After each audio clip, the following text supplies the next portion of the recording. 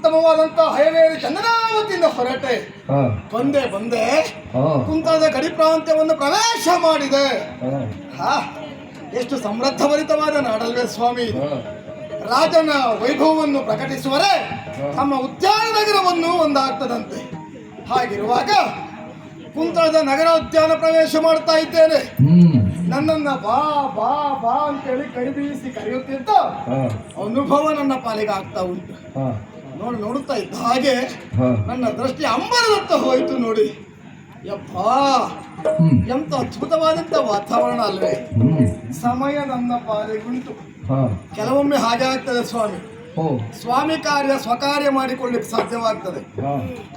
ಊರು ತಿರುಗುವವರಿಗೆ ಒಂದು ಒಳ್ಳೆದೇನು ಗೊತ್ತಾ? ಬೇಕಾದ ವಿಶೇಷತೆ ಉಳ್ಳಂತ ದೇವಸ್ಥಾನಗಳು ಇರ್ತದೆ.